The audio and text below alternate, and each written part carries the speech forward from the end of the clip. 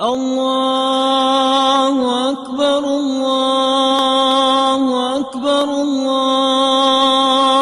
Akbar. Assalamualaikum warahmatullahi wabarakatuh.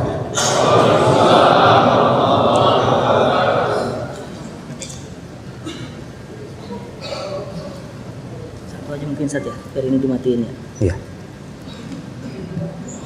Alhamdulillah alladzi arsala rasulahu bil huda wa dinil haq liyudhhirahu 'ala ad-din kullihi walau karihal musyrikun. Segala puji bagi Allah Jalla Jalaluh yang mengutus Rasulnya dengan petunjuk, yakni Al-Quran Karim dan agama yang benar, agama Islam ini, agar Allah memenangkan agamanya di atas seluruh agama, meskipun orang-orang musyrik tidak menyukai hal itu. Allahumma salli wa sallim wa zid wa barik wa an'im ala sayyidina Muhammadin wa ala alihi wa ashabihi ajma'in. Ya Allah, semoga salawatmu, semoga salam, berkah dan nikmatmu senantiasa kau curahkan untuk hamba kekasih, untuk baginda Nabi kita Muhammad sallallahu alaihi wasallam, untuk manusia terindah yang pernah menginjakkan kakinya di muka bumi, untuk makhluk termulia yang Allah ciptakan, dan semoga salawat itu bersambung untuk keluarga beliau, untuk istri-istri beliau, yang terutama untuk Khadijah, untuk Aisyah, untuk Hafsah, untuk Ummu Salamah, untuk Ummu Habibah, dan untuk seluruh istri Rasul sallallahu alaihi wasallam. Dan semoga salawat itu bersambung untuk putra, putri dan anak cucu beliau, untuk keluarga Nabi, untuk Fatimah, untuk Zainab, untuk Ummu Salamah, untuk Ruqayyah, dan untuk Ibrahim serta Al-Qasim dan Abdullah, dan untuk cucu Nabi kita, terutama untuk Hasan dan Husain dan anak keturunan. Dan semoga salawat itu bersambung untuk sahabat-sahabat Nabi, yang terutama untuk Abu Bakar As-Siddiq, untuk Umar bin Khattab, untuk Uthman bin Affan, dan untuk Ali bin Abi Thalib radhiyallahu ta'ala anhum ajma'in. Amma ba'd, ma'asyiral ikhwah rahimakumullah. Tanggal berapa hari ini? Tanggal 15, tanggal 16, tanggal 16 Sya'ban 1437 Hijriah. Kita berkumpul di sebuah tempat yang tidak lazim untuk kajian.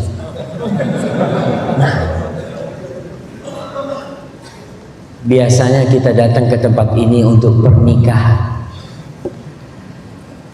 Maka tema kita apa?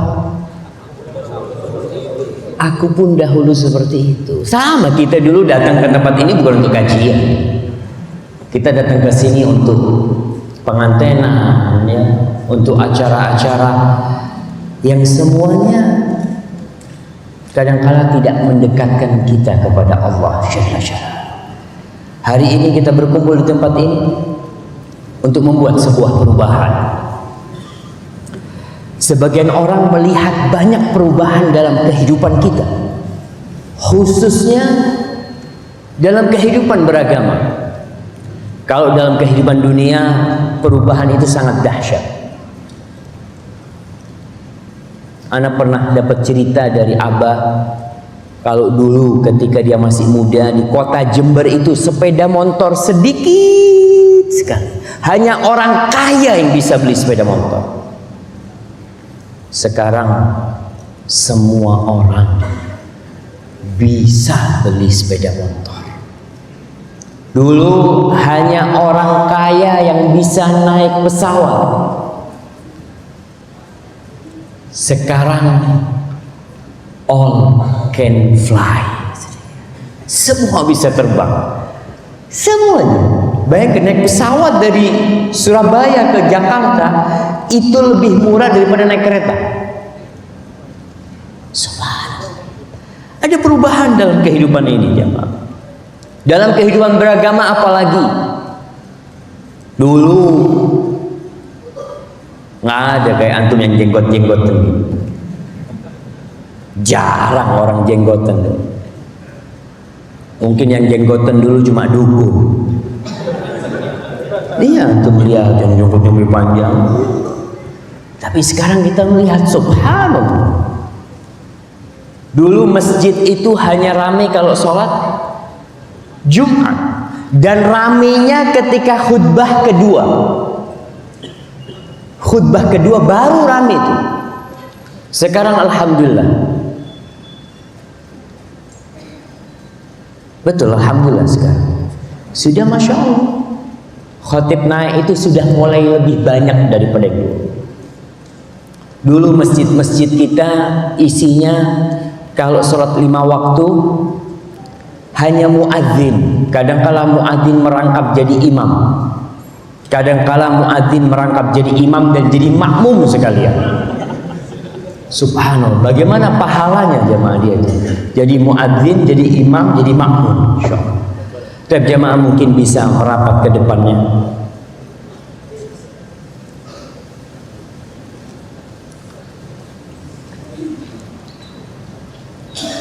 Lalu kita melihat ada perubahan yang cukup signifikan di bentuk pakaian para wanita. Ketika tahun 80-an ke bawah, 70-an ke bawah itu, antum kalau lihat foto orang-orang kuno, perempuan-perempuannya itu pakai rok pendek semuanya. Dan orang-orang yang mungkin tokoh-tokoh masyarakat, istrinya itu pakai baju yang nerawang. Apa istilahnya? Apa? Kebaya. Pakai kebaya dulu tuh. Sekarang subhanallah, kita lihat pedagang sayur pakai kerudung, walaupun pakai celana, pakai lengan pendek, tapi pakai kerudung. Dia sudah mulai tahu ini nih muslim nih, ini identitas anak muslimah.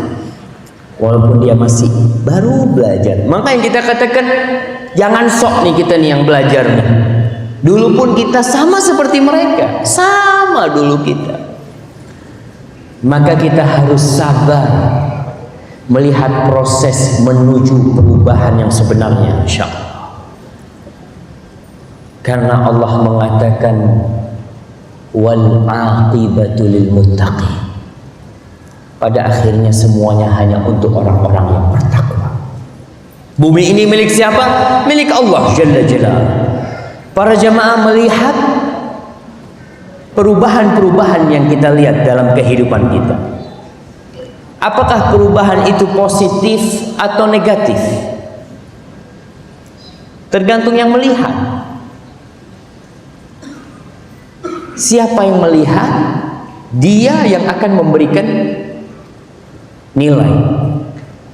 Ada yang mengatakan jilbab itu bentuk apa? Bentuk keterbelakangan. Oh, bahasa Arabnya takhalluf. Apalagi yang pakai jilbab-jilbab gede itu mah kayak karung jalan. Apalagi yang pakai cadar itu mah kayak ninja. Iya, orang akan memberikan penilaian. Terus penilaian yang sebenarnya apakah pakai perasaan? Perasaan kita beda-beda. Ada orang yang seni mengatakan anak sama jilbab tuh cocok tuh. Kenapa? Ketika di pasar ada yang berbeda. Masa semuanya sama? Itu perasaan doang dia. Ada yang pakai akal. Kata dia jilbab tuh pakaiannya orang Arab. Orang Arab di sana kan panas ya, maka butuh pakai jilbab. Subhanallah.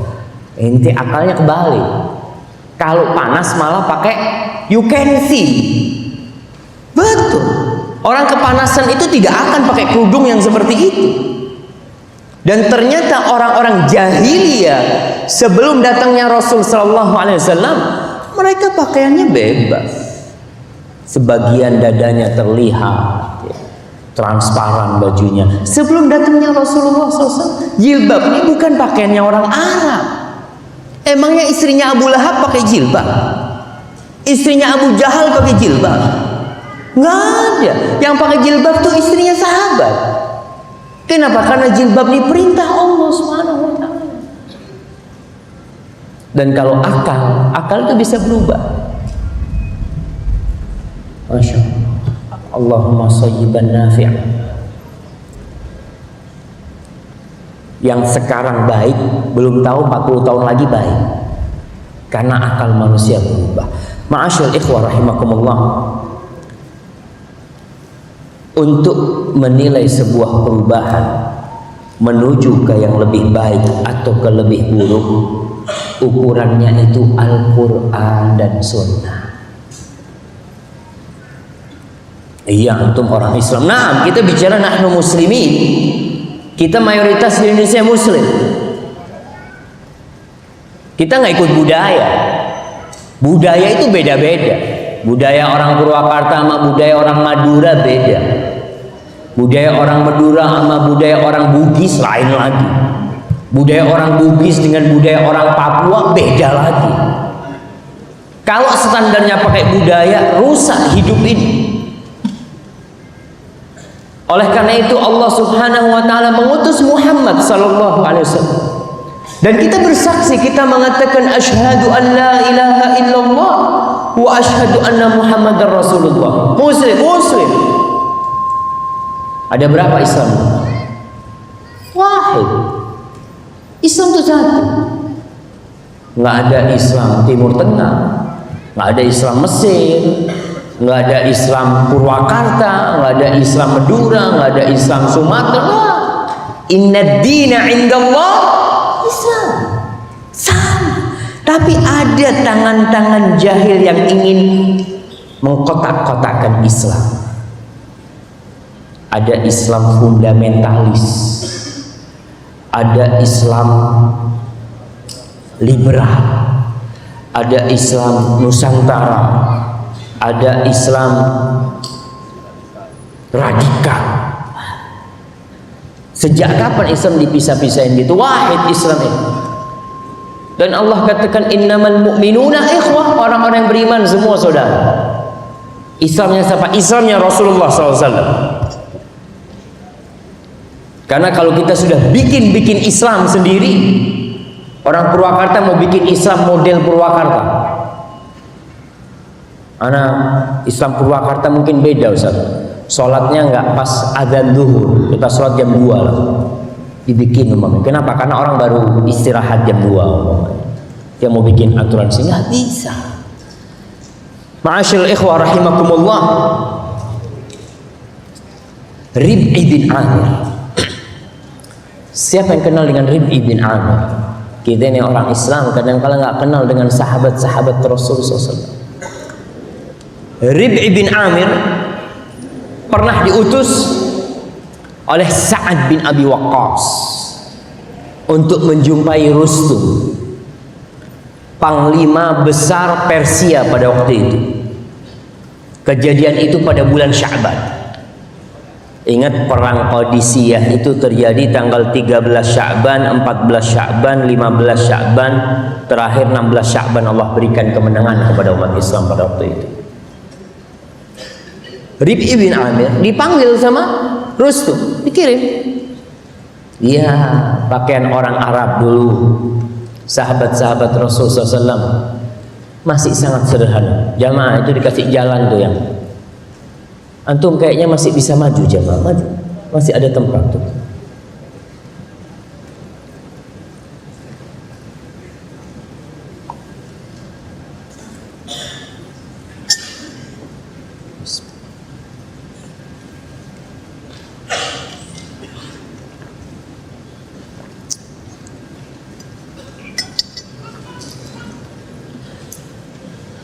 Rustum bingung dengan perubahan yang terjadi di bangsa Arab.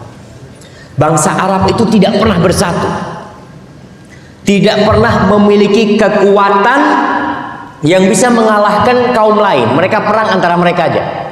Orang-orang Arab dulu tuh perang antara kabilah ini sama kabilah ini, tapi tidak pernah berperang dengan bangsa lain. Nggak ada ceritanya orang Arab perang sama bangsa lain. Gimana mau mereka berperang sama bangsa lain? Di dalam mereka kacau. Maka Rustum bingung, kok bisa nih orang-orang Arab bersatu? Bukan hanya Arab, yang non-Arab pun ikut dalam gabungan itu. Pasukan Persia jumlahnya 120.000, umat Islam pasukannya jumlahnya 32.000 kira-kira. Dan berani 32.000 ngelawan 120.000. Maka pada waktu itu Rustum bertanya, datang nih Rib'i bin Amir dengan kudanya yang pendek. Kudanya Rib'i bin Amir ini pendek, ekornya juga nggak panjang. Pedangnya dibungkus pakai kain. Bukan gaya-gayaan ya, yang apa? Pegangannya dari ada mutiara di permata, nggak ada, dibungkus pakai kain. Dia datang. Kata pasukan Persia, turunkan pedang inti, lepas senjata inti. Kata dia, ana datang ke sini diundang. Kalau inti mau ana masuk kayak gini, ana masuk. Nggak mau, ana mau balik. Izzah, suatu kehormatan yang dimiliki oleh seorang Muslim. Sekarang, subhanallah, kita diinjek-injek sama non-Muslim. Dulu subhanallah. Akhirnya Rib'i masuk, disuruh duduk di atas karpet-karpetnya, nggak mau, dia duduk di tanah. Ente kenapa duduk di tanah? Kata dia, nggak mau duduk di hiasan-hiasan ente, ana mau duduk di tanah. Lalu Rustum bertanya, ma ja'a bikum? Apa yang mendatangkan kalian ini apa? Ia pikirnya Rustum nih orang Arab yang dulu hidupnya susah, cari makan susah, senantiasa mereka itu dapat kiriman mungkin dari orang-orang Persia, mau berdagang juga ke Syam, ke Romawi, kalau enggak ke Yaman. Orang-orang yang sangat sederhana hidup mereka. Katanya Rib'i, Allah ibta'athana linukhrija man sya'a min ibadatil ibad ila ibadatillah.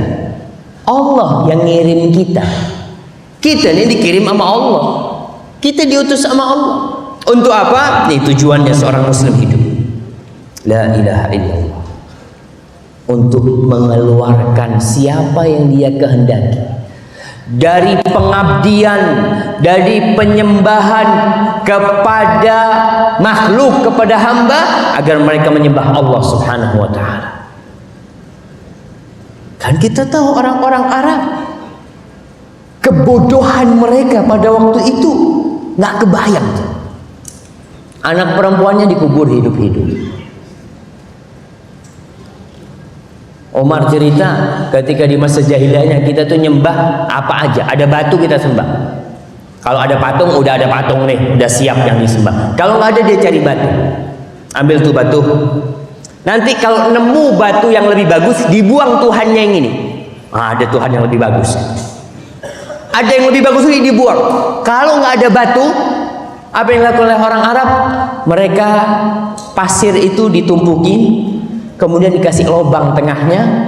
Di situ kambing diperah susunya. Lalu mereka tawaf di situ. Kadangkala kalau nggak ada mereka, makanan pun disembah, kurma ditumpuk, terus berdoa, tawaf, kalau lapar dimakan Tuhannya. Jahiliyah Allah sebutkan. Memang masa jahiliyah seperti itu. Allah mengirim kita ini agar kita mengeluarkan siapa yang menyembah selain Allah, agar dia menyembah Allah. Wa min dhiqid dunya ila sa'atiha. Dan Allah mengirim kita agar kita mengeluarkan umat manusia dari kesempitan dunia, dari perbudakan dunia menuju keluasan dunia. Antum tahu orang yang bakhil itu sempit hatinya, sesek dadanya.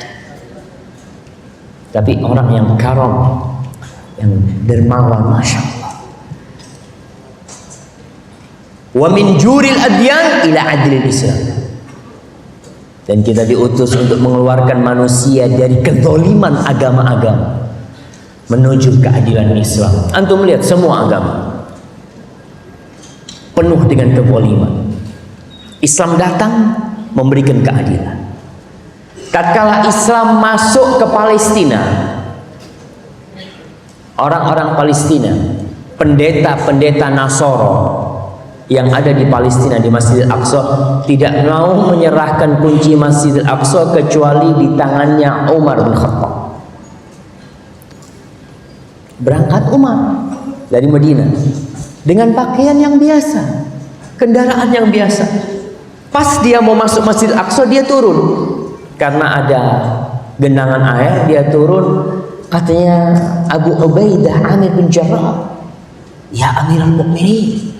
Oh, ini di depannya pemuka-pemuka orang-orang Nasr. Apa kata Umar bin Khattab? Ya Abu Ubaidah, andai kata bukan engkau yang ngomong gitu. Nahnu qaumun a'azzana Allah bil Islam. Famahma btaghaina al-'izzata fi ghairi adzallana Allah. Kita ini kaum yang dimuliakan dengan Islam. Sebagian tidak bangga sebagai seorang muslim, malu menunjukkan Islam. Kita ini kaum yang dimuliakan Islam. Kita dulu jahiliyah. Kalau kita cari kehormatan di selain Islam, Allah akan menghinakan kita. Orang-orang Yahudi tatkala umat Islam menguasai Palestina, mereka bersyukur semua karena mereka selamat dari kezaliman orang-orang Nasara. Orang-orang Nasoro yang ada di Mesir, tatkala Islam sampai ke Mesir, mereka berbahagia semuanya karena mereka diselamatkan dari kezaliman agama pada waktu itu. Fa arsalana bidinihi ila khalqihi, dan dia mengutus kami dengan agamanya, keciptaannya, linad'uahum ilaihi, agar kita mengajak mereka menuju Allah. Tujuan jihad fi sabilillah itu bukan untuk memusnahkan manusia, ngebom sana, ngebom sini. Tujuan Islam berjihad itu li'ila'i kalimatillah, untuk berdakwah, mengajak mereka menuju Allah Subhanahu wa ta'ala. Islam itu tidak tersebarkan dengan pedang, nggak ada. La ikraha fid din. Qad tabayyana rusydu minal ghayy. Tidak ada pemaksaan dalam beragama. Allah tidak mau hubungan dia dengan hambanya karena terpaksa. Nggak enak jemaah. Antum kalau dipaksa datang ke tempat ini, dipaksa nih, nggak enak. Antum, ya Allah, ngomong apa tuh Ustaz? Iya, karena kita terpaksa datang. Tapi kalau kita datang lillah, subhanallah, maka tidak ada pemaksaan. Tujuan jihad fi sabilillah, ingat, linad'uahum ilaihi. Faman qabila dzalika qabilna minhu. Barang siapa yang menerima itu, kita akan terima. Wa raja'na anhu, kita tidak akan berperang. Wa man aba, ya, yang enggak mau ya dia bayar jizyah, bayar upeti, bayar pajak atau apalah namanya. Yang enggak mau, qatalna, perang.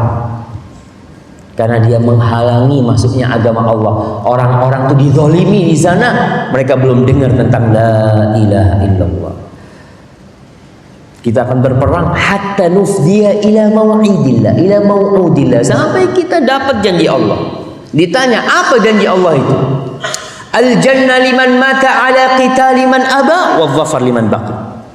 Janji Allah itu yang mati masuk surga, yang menang ya, yang tidak mati dan menang akan mendapatkan harta rampasan.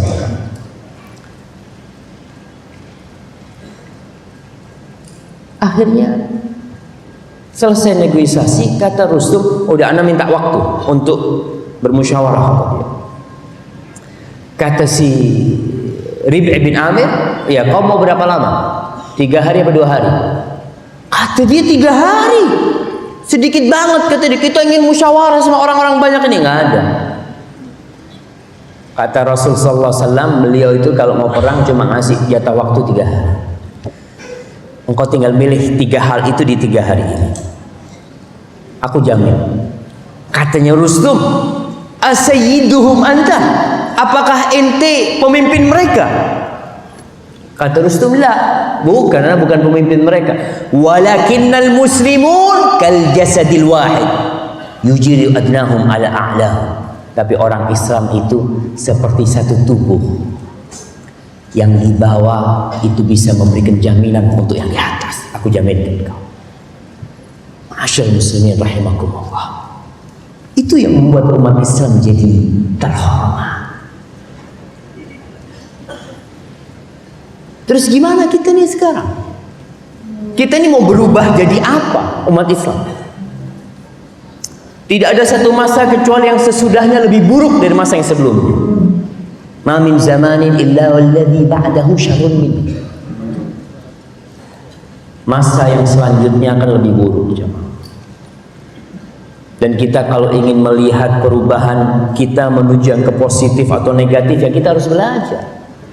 Allah subhanahu wa ta'ala mengutus nabinya. Allah sebutkan di surat Al-Baqarah ayat 151, kama arsalna fikum rasulam minkum, sebagaimana kami utus di tengah-tengah kalian rasul dari kalian. Apa kerjanya Rasulullah SAW? Anda kasih hadiah. Jamaah, apa kerjanya Rasulullah SAW? Nah, gimana cara dakwahnya Rasulullah SAW?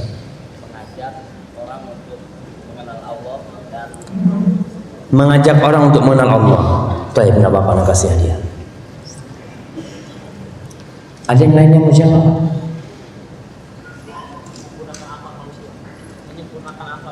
Menyempurnakan akal manusia. Enggak, dakwah Nabi itu ngapain Nabi itu? Ketika berdakwah apa yang Nabi sampaikan? Tauhid, sahih. Anak kasih dia lagi, nggak apa-apa. Kirim ke belakang. Allah mengatakan yatlu alaihim ayati. Bacain Quran Nabi itu kalau berdakwah. Dibacakan Al-Quranul Karim kepada orang-orang itu. Kenapa? Karena Al-Quran ini sumber hidayah. Al-Quran yatlu alaihim ayati ayatina wa yuzakkikum. Allah katakan yatlu alaikum ayatina wa yuzakkikum, dan membersihkan kalian. Wa yu'allimukumul kitab wal hikmah, dan Nabi mengajarkan kepada kalian Alkitab, Al-Quran Karim. Al-hikmah disebutkan hadis-hadis Rasul SAW. Wa yu'allimukum ma lam takunu ta'lamun, dan Nabi mengajarkan kepada kita banyak hal yang sebelumnya kita tidak ketahui. Maka perubahan yang terjadi ini di masyarakat kita itu karena orang pada belajar, pada ngaji. Dan antum lihat perubahan. Banyak orang tua nggak bisa ngaji, anak TK bisa ngaji. Kakeknya nggak bisa ngaji. Kakeknya ditanya, Jiddi hafal doa masuk kamar mandi? Wallah, Jiddi cuma baca bismillah. Nih anak kasih tahu, cucunya hafal. Kenapa cucunya kok hafal? Belajar cucu. Doa-doa pada belajar semuanya. Dan perubahan ini insya Allah lebih baik. Ketika sekarang mau belajar. Belajar dari mana? Al-Quran dan Sunnah. Mau cari ilmu dari mana kita? Makanya tatkala orang Islam belajar Islam sama orang non-Muslim, ente belajar Islam di mana? Di Kanada. Masya Allah. Belajar Islam di Kanada. Dosen ente fulan Muslim, kafir semuanya. Tapi orang kafir itu objektif. Mereka jujur. Subhanallah. Ente dibohongin sama mereka. Tatkala kita mengatakan orang-orang kafir objektif, mereka tuh jajah kita 350 tahun. Mereka jajahin negeri-negeri Islam. Kau katakan objektif. Dan Allah katakan walan tardau ankal yahud walan nasara hatta tattabi'a millatahum.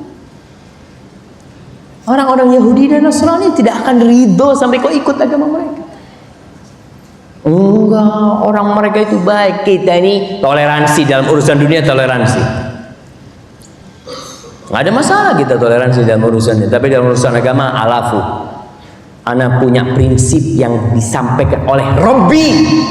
Kalau mereka menyimpan dendam kepada kita, iya, ana lebih percaya dengan Allah Subhanahu wa taala daripada ocehan-ocehan mereka. Ma'asyal ikhwah rahimakumullah. Berapa hari lagi kita Ramadan? Antum?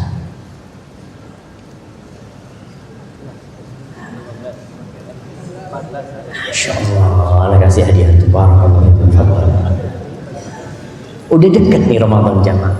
Ramadan salah satu momen kita untuk berubah jadi lebih baik, supaya kita nggak kayak dulu lagi. Masa kita tetap dari dulu. Kita ini masih ada kesempatan di bulan Sya'ban, 14 hari lagi mungkin Ramadan. Apa keutamaan bulan Sya'ban? Di sini belum anak kasih hadiah. Antum udah dapat hadiah antum belum? Masya Allah. Apa? Bulan diangkatnya amalan. Masya Allah. Fadl barakallahu fikum. Nah, Rasulullah SAW pernah ditanya oleh Usamah bin Zaid bin Harithah. Siapa yang kenal sama Usamah bin Zaid bin Harithah? Ya iyalah putranya Zaid bin Harithah itu. Usamah bin Zaid bin Harithah. Ana izin minum dulu ya, Masya Allah. Masya Allah.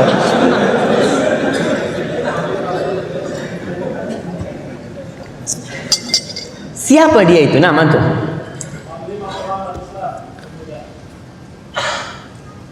Nggak apa-apa, anak kasih dia. Panglima perang umat Islam termuda. Zaid ini dulu anak angkatnya Nabi. Jadi dulu orang kalau ngangkat anak itu nasabnya dirubah.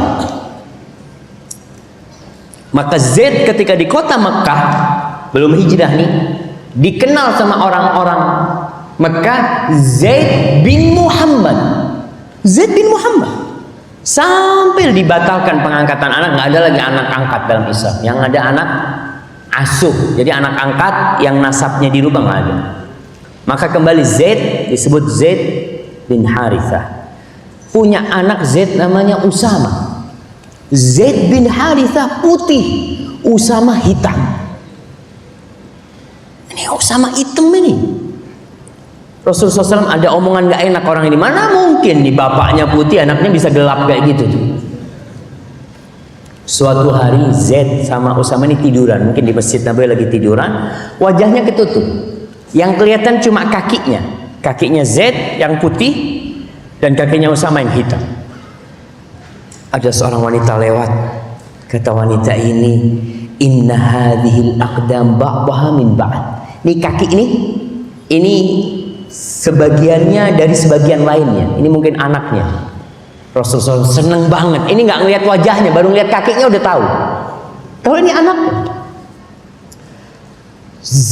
Usama bin Zaid itu sangat dicintai oleh Rasulullah SAW. Bahkan dia diangkat jadi panglima perang, umurnya belum 20 tahun.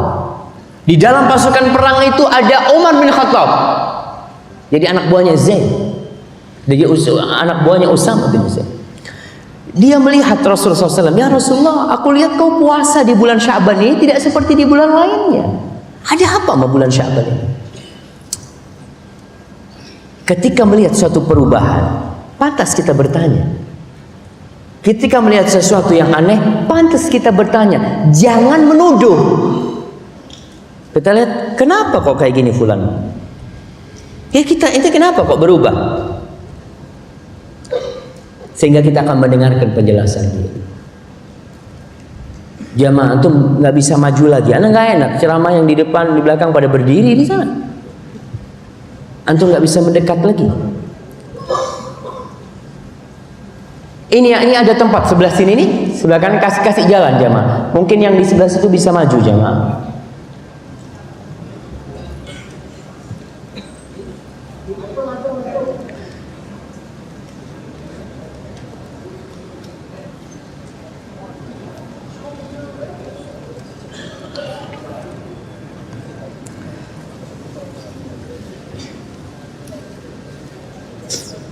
Nah, Rasulullah Sallallahu Alaihi Wasallam, ya antum sambil maju nggak apa-apa. Jamaah ingat kalau kita bersama-sama, nahnu ikhwan, kita saudara. Antum kalau sudah kumpul ini nggak perlu sakit hati lah. Kadangkala kakinya naik di atas kaki saudaranya.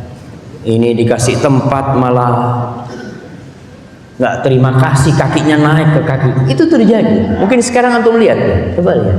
Wah, hada biasa. Hada nahnu ikhwan. Kita saudara. Kita nggak perlu berdarah-darah kumpul di sini. Kata Rasul sallallahu alaihi wasallam, kata Allah mengatakan, ya ayyuhalladzina amanu idza qila lakum tafassahu fil majalis fafsahu yafsahillahu lakum. Wahai orang yang beriman, apabila dikatakan kepada kalian luaskan tempat duduknya, kasih tempat tuh buat saudaranya, kalian luaskan, Allah akan luaskan hidup kalian. Kita sempit 2 jam 3 jam nggak apa-apa, tapi pulang kita akan mendapatkan keluasan insyaallah. Kembali penjelasan Rasulullah Sallallahu Alaihi Wasallam tentang kenapa beliau banyak berpuasa di bulan Ramadan, di bulan Sya'ban. Bahkan Aisyah menceritakan hampir full beliau itu puasa di bulan Sya'ban. Sebagian di antara kita nggak kenal puasa kecuali Ramadan. Ana cukup loh saat yang wajib aja Ustaz. Rasulullah Sallallahu Alaihi Wasallam itu diampuni dosanya jamaah. Yang masa lalu dan akan datang. Tapi ternyata beliau puasa. Ditanya kenapa engkau puasa ya Rasul Sallallahu Alaihi Wasallam? Dzaka syahrun yaghfalun nasu anhu baina Rajab wa Ramadan. Tuh bulan banyak orang lalai sama bulan Sya'ban nih. Bulan Sya'ban itu antara bulan Rajab nih bulan haram, dan bulan Ramadan bulan diturunkannya Al-Quran dan diwajibkannya puasa. Akhirnya bulan Sya'ban ini diremehkan oleh kebanyakan orang. Wa huwa syahrun turfa'u fihi al-a'malu ila rabbil alamin. Bulan Sya'ban nih bulan diangkatnya amal perbuatan hamba menuju Allah Rabbul Alamin, Rabb alam semesta ini. Lalu beliau mengatakan, fa uhibbu an yurfa'a amali wa ana shaim. Aku ingin nih amalku diangkat dalam kondisi puasa. Karena orang puasa itu biasanya jauh dari dosa aja. Banyak amalan-amalan sunnah yang dia lakukan. Ketika orang lagi makan, dia baca Quran. Amal perbuatan kita itu diangkat, ada yang harian. Tiap hari ada yang diangkat. Malaikat malam mengangkat amalan sebelum malaikat siang. Malaikat siang sebelum malaikat malam. Ada amalan diangkat tiap pekan, hari Senin sama Kemis. Ada amalan yang diangkat tiap tahun, yaitu bulan Sya'ban. Ada amalan yang diangkat seumur hidup sekali. Kapan? Kalau kita mati. Diangkat tuh amal, catatannya diangkat. Rasul SAW ingin diangkat dalam kondisi puasa. Para jamaah rahimakumullah, bulan Sya'ban menjadi bulan persiapan menghadapi Ramadan. Kita dulu di bulan Sya'ban ya tidak melakukan amalan apa-apa. Emangnya apa amalan bulan Sya'ban? Kita kan bahas nih, apa yang seharusnya kita amalkan. Yang jelas bulan Sya'ban bulan diangkatnya amalan kita. Itu bulan Sya'ban. Maka kita berusaha untuk banyak beramal supaya catatan kita nih banyak kebaikan di bulan Sya'ban. Para jamaah, dalam urusan dunia, kalau ada lomba lari, siapa yang menang? Biasanya yang menang itu yang latihan terus. Dia persiapan. Lomba, pertandingan bola. Antum lihat orang itu latihan terus. Kenapa? Karena ingin menang. Latihan terus belum tentu menang. Apalagi yang nggak pernah latihan. Kalau dalam urusan dunia aja kita harus latihan agar kita menang, bagaimana untuk surga Allah Subhanahu wa Ta'ala? Ramadan nih bulan dibukanya pintu-pintu surga, bulan ditutupnya pintu-pintu neraka, bulan dibelenggunya setan, dan kita nggak latihan untuk masuk ke sana. Susah kita akan mendapatkan kemenangan di bulan Ramadan.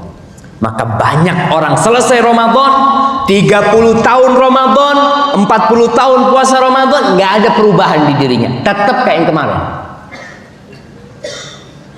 Kenapa? Karena dia tidak pernah mempersiapkan dirinya untuk menghadapi bulan Ramadan. Bulan Ramadan ya biasa Ustaz.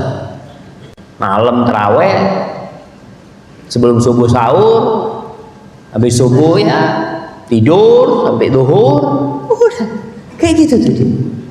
Allah mengatakan wa fi dzalika falyatanafasil mutanafisun. Untuk surga itu seharusnya kita berlomba-lomba. Kalau mau berlomba-lomba cari surga. Kalau untuk urusan dunia, engkau ngumpulin dunia kemudian kau tinggalin. Coba kita lihat orang-orang yang kerja dari pagi sampai sore terus, dia sekolah apa? Ekonomi. Kenapa? Supaya nanti anak dagangannya bisa lebih zen. Untuk akhirat nggak pernah sekolah. Dari mana ilmunya? Dari abah ana. Yang penting kata abah soli sama jujur. Bahas dua. Emangnya Islam itu soli sama jujur? Islam tuh Quran tuh. Islam tuh sunnah Rasul SAW. Dan ingat, wajib menuntut ilmu agama itu jamaah. Wajib. Dan banyak di antara kita yang muslim tapi non muslim. Muslim tapi nggak tahu apa itu Islam. Ma'asyiral ikhwah rahimakumullah, apa yang kita perlu persiapkan di bulan Sya'ban sebelum masuk ke Ramadan? Yang pertama, antum catat nih. Yang pertama tuh bersih-bersih. Kalau mau ada tamu datang ke bait kita, ke rumah kita, nih ada tamu datang, rumah kita lagi amburadul, sampah di mana-mana, bantal nggak karu-karuan, kertas piring belum dicuci, berantakan semuanya. Apa yang kita lakukan? Apa kita akan pasang ya hiasan di rumah kita? Nggak akan. Kita akan bersihkan dahulu rumah kita. Dan untuk menghadapi Ramadan kita perlu bersihkan jiwa kita dari dosa-dosa. Antum dari bulan Syawal terus berbuat dosa. Nih bulan diangkatnya amalan. Antum mau diangkat amalan semua isinya dosa? Jangan. Allah memerintahkan kepada kita untuk taubat. Berbuat dosa itu wajar. Nggak ada yang lepas dari dosa. Semuanya melakukan dosa. Yang nggak wajar itu kalau terus berbuat dosa dan terus berbuat dosa, nggak ingat-ingat dia itu. Kok kapan mau ingat? Kalau sekarang nih di bulan Sya'ban kita terus berbuat dosa, nggak bertobat, Ramadan tetap berbuat dosa, tetap berbuat dosa. Antum lihat orang-orang yang di Sya'bannya nggak persiapan, ya kamu nanti Ramadan anak akan berhenti berbuat dosa. Ini anak akan tinggalkan. Masuk Ramadan mungkin sehari dua hari dia tinggalkan dosa, hari ketiga lagi. Karena berat jamaah godaan syaitan dan iblis. Rasulullah SAW dalam sehari beliau bisa istighfar 100 kali atau lebih 100 kali.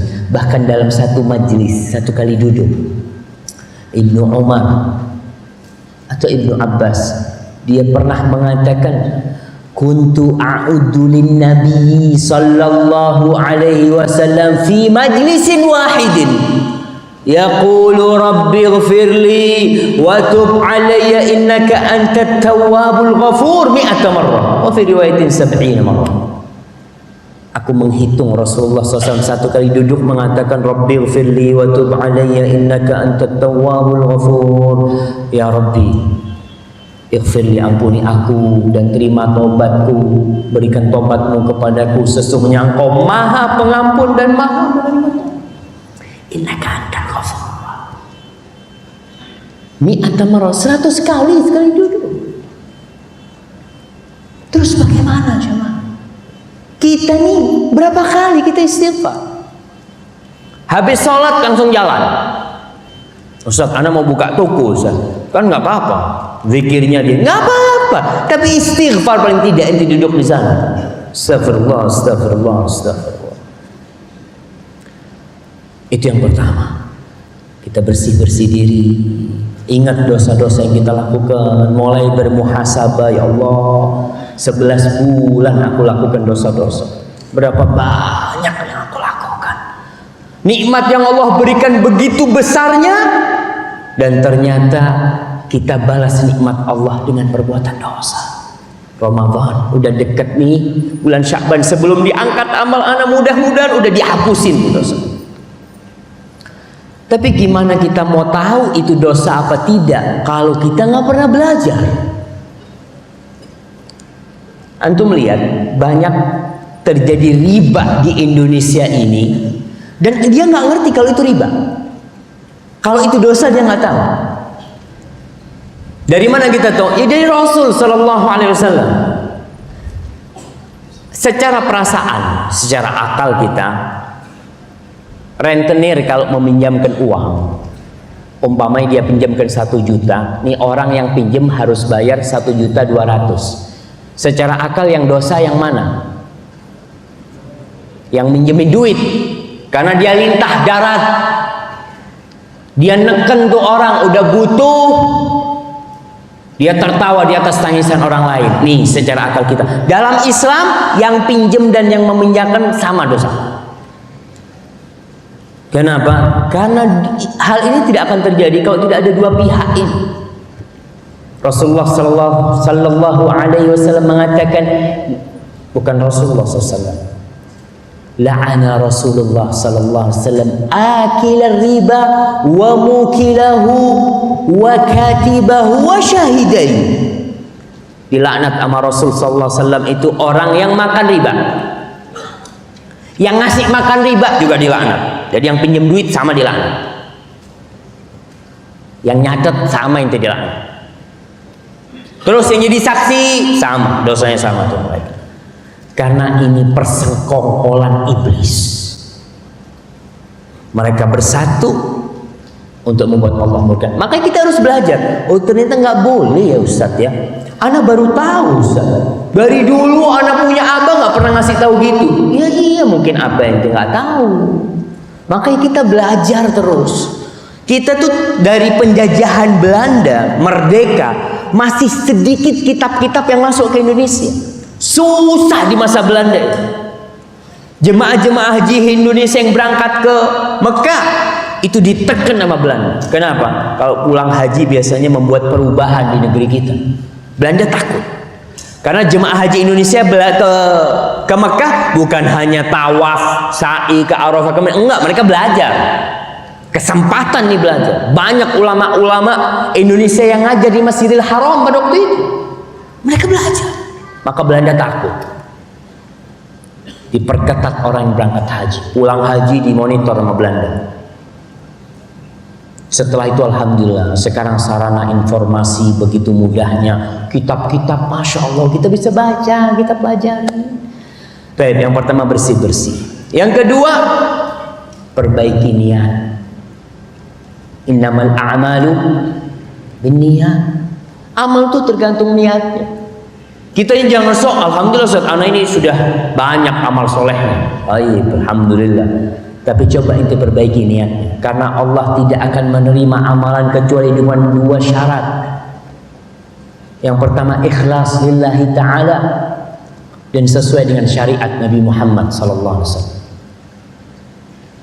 Nggak boleh antum melihat Umpamanya lagi duduk sama sahib-sahib, kita ini mau jalan nih jam 10. Gimana kalau kita sholat duhur sekarang? Sholat duhur jam 10 pagi. Diterima? Nggak diterima. Sholat asar, ana mau sholi asar Ustaz, ana ini tentara Ustaz. Ana biasanya habis asar itu keliling lari 10 kali lapangan. Ana kepingin sholat asar 12 rakaat. Boleh. Tentara kuat dia. Nggak boleh. Kenapa nggak boleh Ustaz? Ana nggak mencuri, ana nggak merampok, ana nggak berzina, ana sholat nggak boleh. Nih, ibadah nih ikut Rasul Sallallahu Alaihi Wasallam. Kalau kita bikin sendiri kayak gitu, sholat asar 12 rakaat boleh. Walaupun sholat, walaupun ibadah, kalau nggak diajarin sama Rasul SAW, jadinya nggak benar gitu. Udahlah ikutin. Allah berfirman, kita ini sering dengar omongan orang, udahlah, yang penting kan sholat, yang penting kan sholat. Enggak, yang penting sholat dan diterima. Karena ada orang sholat masuk neraka. Hati-hati gitu, jangan yang penting sholat. Allah mengatakan Jalla Jalaluh, fawailul lil musallin, celaka orang yang sholat. Siapa mereka? Mereka adalah orang yang tidak memiliki dua syarat dalam sholatnya tadi. Alladzina hum an sholatihim sahun, sholatnya lalai. Sholat subuh pas waktu duha, sekalian Ustaz sama sholat duha. Yang penting kan sholat Ustaz, daripada nggak sholat. Ente capek sholat nggak diterima. Sholat tuh ada waktunya. Sholat asar pas azan maghrib, Allah, anak belum sholi asar, anak sholi. Tiap hari kayak gitu. Kalau lupa beda. Tapi ada orang yang memang lalai sama sholat, nggak diterima sholatnya, celaka. Terus alladzina hum yura'un, ini niatnya ria. Dan sholat yang paling berat buat orang munafikin itu sholat isya dan sholat subuh di masjid. Rasulullah SAW mengatakan azqalus salati 'alal munafiqin salatul isya wa salatil fajar. Salat isya sama salat subuh. Kenapa? Karena orang-orang munafikin susah mau riya kalau malam hari. Sekarang ada lampu, tapi masih gelap. Tapi kalau sholat zuhur, berangkat ke masjid, assalamualaikum, assalamualaikum, fulan sholi di masjid. Sholat subuh tutup semua rumah, nggak ada yang lihat. Aduh, nggak sholi di rumah. Karena dia riya, ke masjid cuma mau riya. Makanya Rasul Sallallahu Alaihi Wasallam kalau habis sholat subuh itu kadang-kala beliau bertanya, habis sholat subuh gelap, Masjid Nabawi gelap. Beliau bertanya, asyahidun fulan, asyahidun fulan, asyahidun fulan, fulan ada sholi nggak? Fulan sholi nggak? Enggak. Kalau Rasul Sallallahu Alaihi Wasallam, kalau mereka tahu itu dengan pahala sholat berjamaah itu dan pahala menjawab azan atau sedang azan, mereka akan datang itu walaupun merangkak. Maka ingat, niat perbaiki. Nih bulan diangkatnya amalan. Jangan sampai amalan kita diangkat ternyata nilainya 0 karena kita riya. Oke, anak pernah sedekah, anak pernah gini, ya ente lihat, ente ikhlas apa enggak? Karena rugi kalau kita beramal ternyata tidak diterima oleh Allah. Yang ketiga, kita harus mulai mengendalikan nafsu kita. Kita tempa jiwa kita. Jiwa kita ini senantiasa memerintahkan kepada keburukan. Dan tujuan puasa itu meraih takwa. Allah mengatakan, ya ayyuhalladzina amanu kutiba alaikumus siyam kama kutiba alal ladzina min qablikum. Untuk apa? La'allakum tattaqun. Wahai orang-orang yang beriman, jamaah, wahai orang-orang yang beriman. Kita ini coba bertanya, berapa kali Allah sebutkan ya ayyuhalladzina amanu? Nah, kasih hadiah. Masa cuma dia yang jawab? Jamaah. Oh ya, di sini antum udah dapat hadiah belum? Hah? Belum, Pak ya? Berapa? 99. 89. Nah, berapa? 88. Mana yang benar ini jemaah? Ada kasih sana. Yang jawab dulu, cari jemaah. Allah tuh panggil kita, ya ayyuhalladzina amanu, wahai orang-orang yang beriman. Tahu nggak kita berapa kali Allah panggil? Paling nggak kita baca kalau kita baca Quran, ya ayyuhalladzina amanu. Kata Ibnu Mas'ud, idza sami'ta ya ayyuhalladzina amanu fa'riha sam'ak. Kalau kau dengar ya ayyuhalladzina amanu, dengarkan tuh, pasang kuping. Ada apa? Karena di situ ada kebaikan. Atau ada bahaya yang Allah ingin ingatkan kita. Di sini Allah katakan telah diwajibkan kepada kalian berpuasa sebagaimana diwajibkan atas umat-umat sebelum kalian. Tujuannya apa? La'allakum tattaqun, agar kalian bertakwa. Dan takwa itu meninggalkan yang haram dan melaksanakan yang diperintahkan Allah. Di bulan puasa ada orang puasa, hati-hati, kita kadang-kala puasa 30 tahun nggak ada yang diterima. Tahu dari mana Ustaz kita diterima nggak diterima? Ya kira-kira kita mengharap sama Allah. Tapi udah ada tuh tanda-tandanya.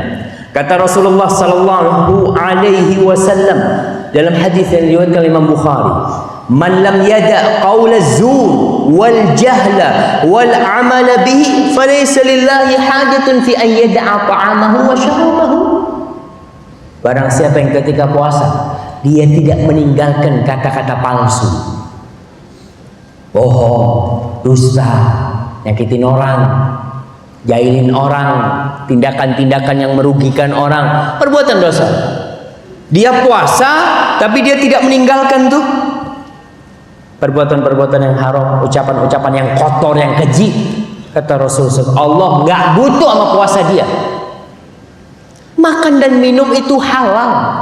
Antum yang namanya Masya Allah es doger, ada es doger, waduh, es doger, es campur, siang-siang tuh halal jamaah, halal itu es.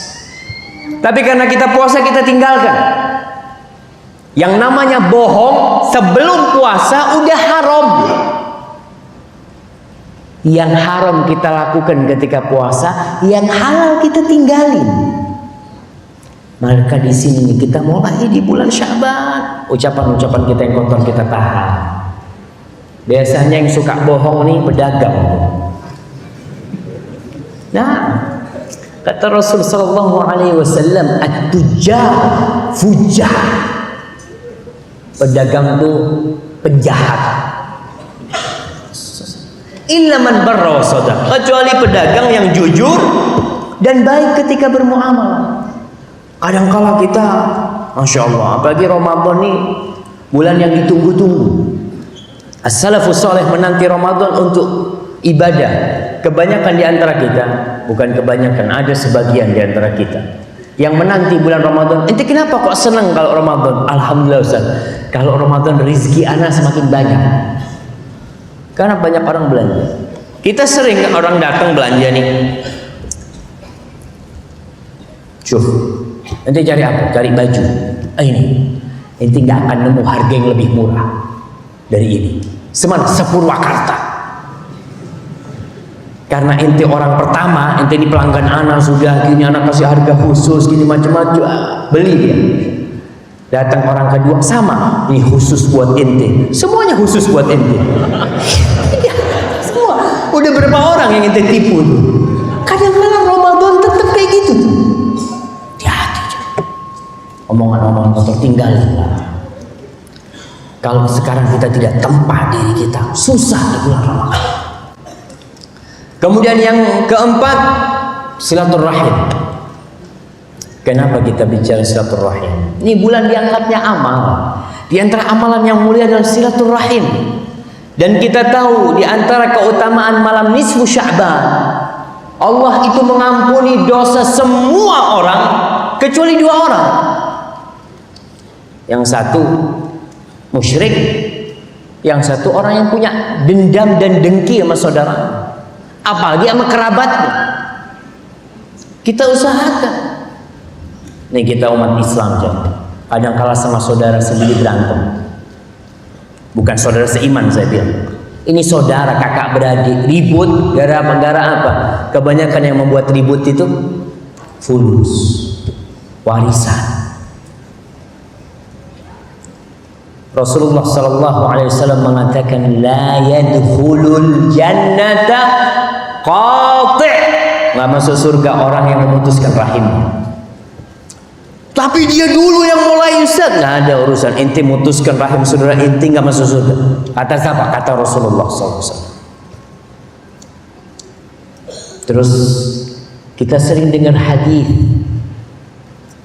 man ahabba ayyun sa'alahu fi atharihi wa yubsaqalahu fi rizqi falyasir rahimah. Kata Rasul sallallahu alaihi wasallam, barang siapa yang ingin umurnya dipanjangin, rizkinya diluasin, hendaklah dia silaturahim. Silaturahim.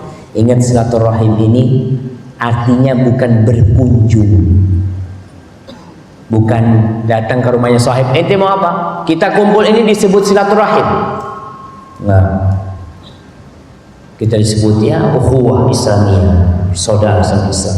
Silaturahim itu yang ada hubungan kerabat, anak ammi kita, ammi paman kita, keponakan kita, pokoknya yang ada hubungan darah sama kita itu silaturahim.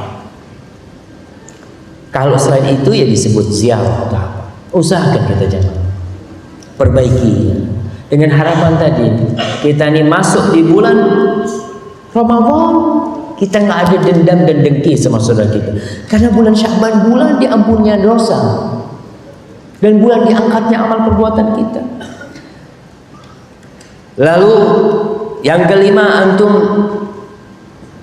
jangan lama-lama sakit hati. Gak enak sakit hati, apalagi sampai dendam, iri, dengki sama saudaranya. Rasulullah SAW pernah ditanya tentang afdalun nas, siapakah orang yang paling mulia? Kata Rasul sallallahu alaihi wasallam, kullu mahmumil qalbi saduqil lisan. Orang yang mahmumul qalb dan lisannya jujur, itu orang yang paling mulia. Kata para sahabat, kalau saduqul lisan kita tahu itu artinya, tapi apa artinya mahmumul qalb? Kata Rasul sallallahu alaihi wasallam, huwa at-taqiyun naqiyul ladzi la ithma fihi aw la ithma fihi wala baghya wala ghilla wala hasad. Yang disebut dengan mahmumul qalb adalah orang yang hatinya bersih, penuh dengan ketakwaan, nggak ada dosa hatinya, nggak ada dengki, nggak ada kezaliman, nggak ada dendam. Ingat, orang yang menyimpan dendam nggak akan diampuni dosanya. Maka usahakan kita tidak perlu lagi menyimpan dendam. Fulan punya salah, penyakit, udah maafin. Apa sih enaknya kita nyimpan dendam? Ada orang sampai mati sakit hatinya dibawa mati. Dan orang kalau sudah sakit hati, ngelihat sohibnya itu, jangan lihat sohibnya, lihat sandalnya, dia lihat, Allah, na'udzubillah min dzalik. Nggak jadi anak mau pulang. Lihat sandalnya dong. Ketika ngelihat sohibnya, motornya ganti, yang dulunya motor tahun 85 ganti 2016, itu sakit hati. Ya Allah, na'udzubillah. Mudah-mudahan tabrakan. Apa faedahnya itu nyimpen? Jangan, maafkan orang. Kata Rasul sallallahu alaihi wasallam, wa ma zadallahu 'abdan bi'afwin illa 'izza. Orang tuh kalau memaafkan, kadang-kala orang katakan, enti maafkan fulan, hina, rendah enti. Enggak, kata Rasul sallallahu alaihi wasallam, kalau enti maafkan fulan, Allah akan angkat derajat enti. Maafkan. Kemudian jamaah yang punya utang puasa, bayar utang. Khususnya ibu-ibu dan bapak-bapak ini tanggung jawab ya atas istrinya. Bapak-bapak, para suami jangan berharap masuk surga sebelum mempertanggungjawabkan istrinya. Istri nanti akan megangin kakinya bapak-bapak. Ya Allah nih, suamiku tidak pernah ngajarin aku. Apa tugasnya suami? Qawwamun. Ar-rijalu qawwamuna 'alan nisa. Kerjanya cuma minta dilayani makan ini itu, ajarin istrinya tentang utang puasa. Yang punya utang kebanyakan adalah perempuan karena dia libur, datang bulan, nifas ya. Maka kita ingatkan istriku, ini udah bulan Sya'ban nih, ente punya utang berapa? Kesian perempuan itu jamaah.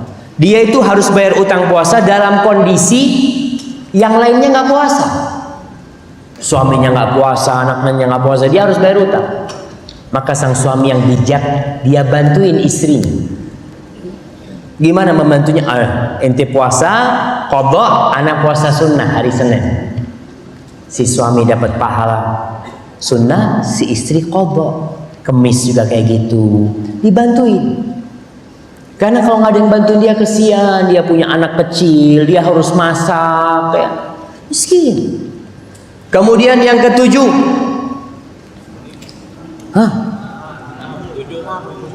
yang ketujuh jemaah. Aneh.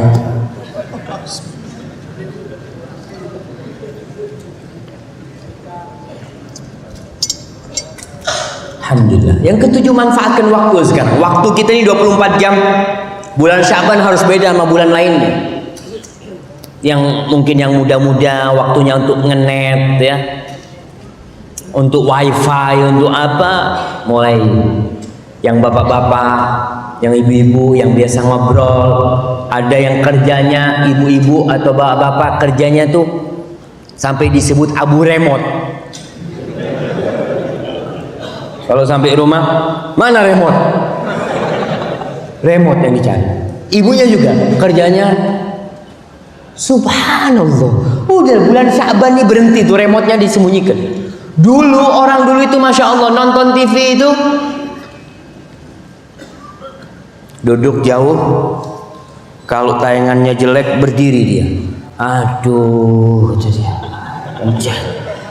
Aduh, itu dia. Akhirnya dia matikan TV-nya. Tapi sekarang sampai 24 jam dia. Sampai subuh ada tontonan sekarang. Maka waktu manfaatkan. Modal kita nih waktu, bukan fulus. Waktu. Kita kadang-kadang punya fulus 1 miliar, waktu kita habis ditinggal tuh fulus 1 miliar, ditinggal. Ente fulusnya nggak dibawa, nggak ada, waktunya udah habis, imut sudah datang kematian sama dia. Maka ma'asyarul ikhwah, gunakan waktu. Untuk apa? Baca Quran. Karena bulan Ramadan nanti bulannya Al-Quranul Karim. Antum jangan kira ulama-ulama terdahulu kenapa mereka di bulan Ramadan bisa menghatamkan Al-Quran berulang kali. Seperti Qatadah ibn Da'ama As-Sadusi, seorang tabi'in. Dikatakan dia kalau masuk bulan Ramadan menghatamkan Al-Quran setiap 3 malam. 3 malam hatam Al-Quranul Karim. Ternyata sebelum Ramadan dia itu biasa menghatamkan dalam 7 malam dia hatam. Masuk Ramadan semakin bisa.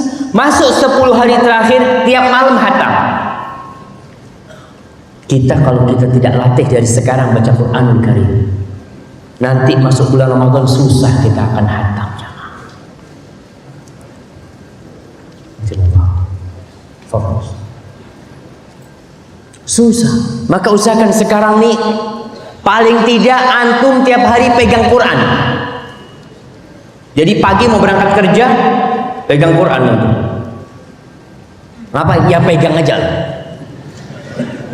Karena ada orang yang jamaah ingat, ada orang yang 11 bulan gak pernah tangannya pegang Quran.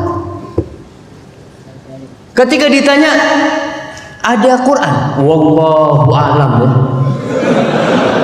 Anak nggak tahu ada Quran apa nggak di rumahnya. Betul, kadang-kadang seperti itu. Ya paling nggak sekarang pegang Quran.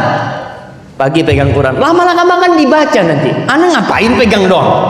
Dia akan buka. Baca tiap hari paling tidak 1 ayat. Kalau bisa 1 lembar. Sore, buka Al-Quranul Karim, baca Qurannya. Zikir. Yang nggak pernah berzikir mulai zikir. Zikir apa Ustaz? Bebas. Fadhkurullah dzikran katsiran. Wirid pagi sore. Dulu jamaah kita nih nggak tahu yang namanya zikir pagi sore. Ya kebanyakan ya. Mulai kapan sih ada zikir pagi sore jemaah? Mulai zamannya Rasulullah SAW. Tapi baru nyampe Indonesia baru mungkin 10 tahun, 20 tahun ini. Ada yang namanya zikir pagi sore. Ada bukunya zikir pagi sore. Lihat zikir pagi sore. Ini bid'ah kitab ini kata dia. Dulu nggak ada zikir pagi sore. Siapa yang bikin ini? Kadang-kadang dulu ilmu kita nggak nyampe ke sana. Apalagi dulu waktu masa perang sama Belanda, GS 30 PKI, macam-macam pemberontakan, nggak sempet ulama ngarang buku. Sekarang alhamdulillah banyak ustaz-ustaz ngarang buku. Antum lihat, oh kalau dari qala Allah, qala Rasul benar insya Allah. Maka antum baca itu zikir pagi sore. Yang nggak punya kitabnya beli. Berapa harganya buku zikir pagi sore jemaah? Mungkin 15.000 atau 20.000. Antum beli, antum pegang bawa ke tempat kerjanya, dibuka, mulai baca. Ini untuk membiasakan diri supaya Ramadan kita udah siap.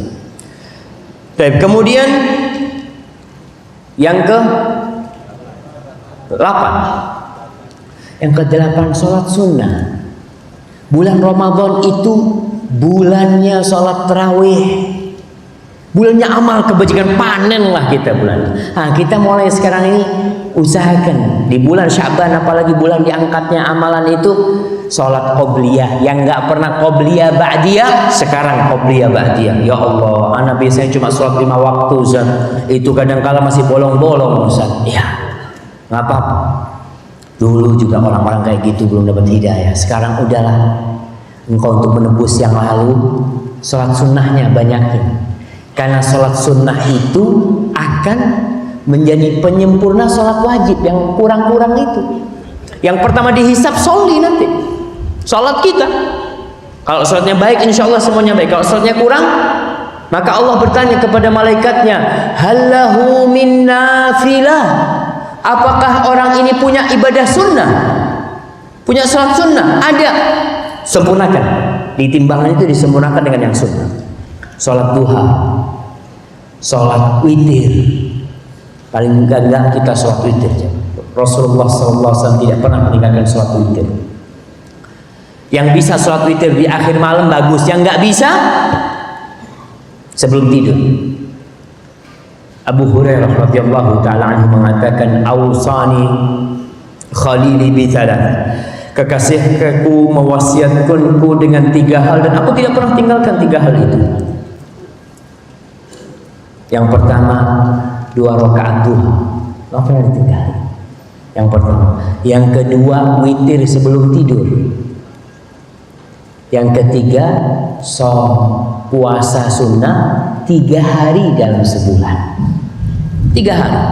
Kita bisa ambil Senin, Kemis, Senin, atau kita mau ambil 13, 14, 15 ibadah sunnah, puasa sunnah. Kerjakanlah yang sunnah-sunnah itu.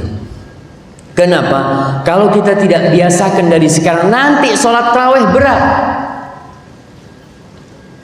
Kadang-kala kita lihat nih pas sholat tarawih, kita mesti cari masjid yang sholatnya paling cepat. Kalau lihat imamnya, siapa jadi imam tuh? Allah yahfad, lama banget dia. Subhanallah, ini imamnya baca, ini bulan Ramadan. Seharusnya hatam Quran, ente kepingin cari yang qulhu Allahu ahad. Idza jaa nasrullahi wal fathu wa ra'aitan nasa yadkhulun. Jamaah, kita ini mau cari pahala. Maka usahakan kita siapin dari sekarang. Kalau kita udah biasa sholat sunnah, kita bacaannya panjangin sedikit, insya Allah nanti Ramadan udah siap. Kemudian yang selanjutnya,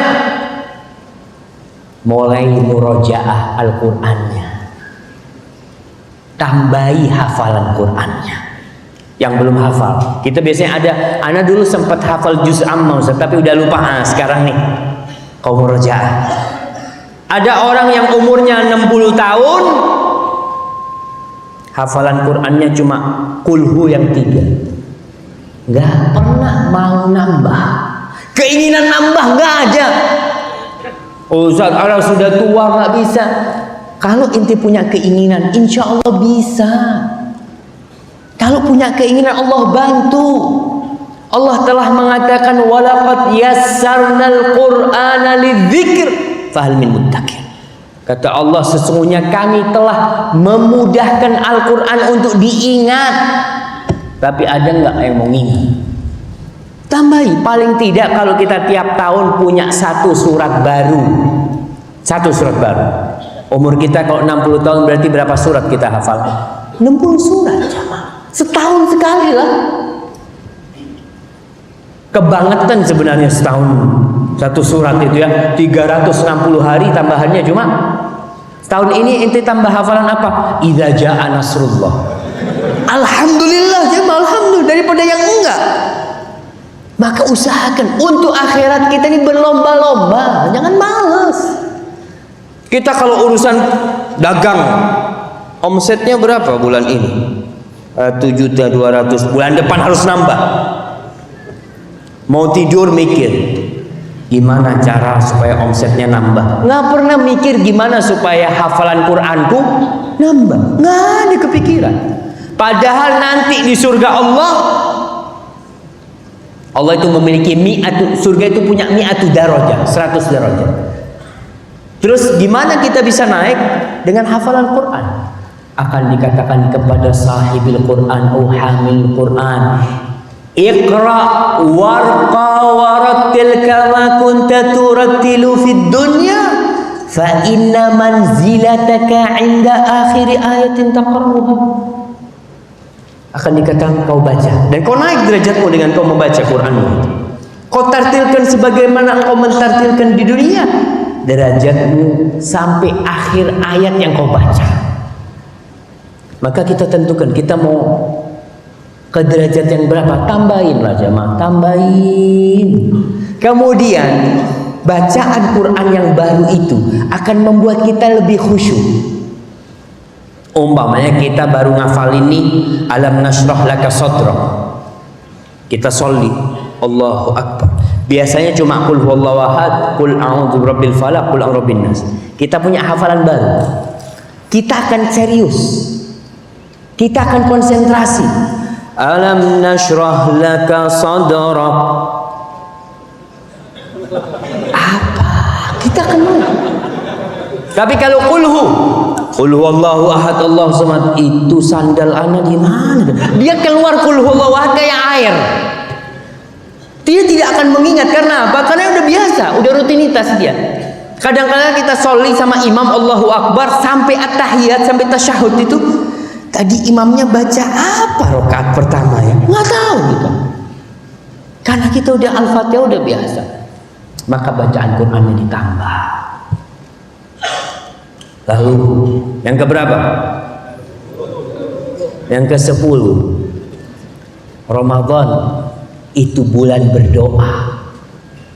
Makanya kalau antum baca di surat Al-Baqarah tuh ayat tentang puasa 183, 84, 85, 86, 87. Di tengah-tengah itu ada ayat tentang doa.